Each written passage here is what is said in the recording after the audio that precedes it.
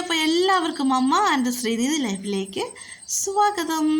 ഇന്ന് അത്തം തുടങ്ങിയിട്ട് എത്രയാണ് 8 ദിവസമായി, അതായത് സെപ്റ്റംബർ 13 ഇന്ന്. അപ്പോൾ ഇന്ന് കുറേ ദിവസങ്ങൾ മഴയൊക്കെ ഉണ്ടായിരുന്നു. ഇന്ന് എന്തായാലും മഴയൊന്നുമില്ല, നല്ല അന്തരീക്ഷമാണ്.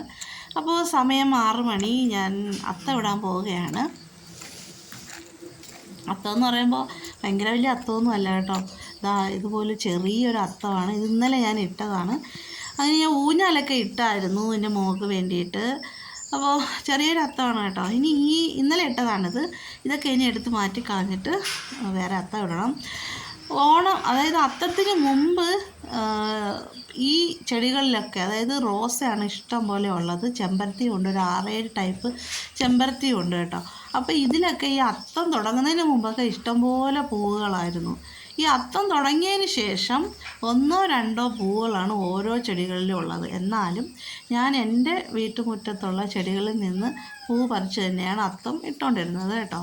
അല്ലാതെ വേറെ എങ്ങും ഞാൻ പോയൊന്നും എടുത്തുകൊണ്ട് വന്നിട്ടില്ല.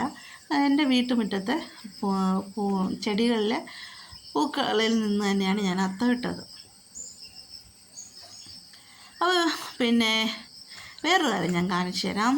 ഇത് കണ്ടോ, ഇത് ഹൈഡ്രാഞ്ചിയാണ്. പലർക്കും അറിയാം, എന്നാലും പറയണം. ഇവിടെ എത്ര കൊണ്ടുവച്ചാലും പിടിക്കാത്ത ഒരു ചെടിയായിരുന്നു ഹൈഡ്രാഞ്ചി. പക്ഷേ എന്തോ ഭാഗ്യത്തിന് ഒരു ദിവസം കൊണ്ടുവച്ചു, അതിപ്പോൾ പൂവും വിരിഞ്ഞു. വലിയ സന്തോഷമായി കേട്ടോ. അപ്പോൾ ഞാൻ അത്തത്തിൻ്റെ പൂക്കളൊക്കെ എടുത്ത് കളഞ്ഞിട്ട് ഇപ്പോൾ തളിച്ച് അവിടെ ഒരു ഉണ്ട ചാണകമൊക്കെ എടുത്ത് വെച്ചിട്ടുണ്ട് മധ്യത്ത്. ഇനി അതിലൊരു പൂവ് നമുക്ക് വയ്ക്കാം. ഒരു പൂവ് ആ ചെമ്പരത്തിയിൽ ഒരു പൂവുണ്ട്. അത് നമുക്ക് ഞാനത് പറിച്ച് ആ ചാണകത്തിൽ വയ്ക്കുകയാണ്. അത് കഴിഞ്ഞിട്ട് ഇനി അത്തം ഇട്ട് കഴിഞ്ഞിട്ട് ഞാൻ കാണിക്കാം കേട്ടോ. ഇതാണ് അത്തം, എല്ലാം ഇട്ടു.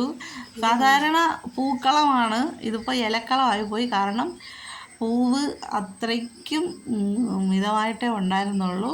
ഞാൻ പിന്നെ ഓരോ അത്തത്തിനും ഓരോ ദിവസം അങ്ങനെ വെച്ചിട്ടാണ് ഇടുന്നത് കേട്ടോ.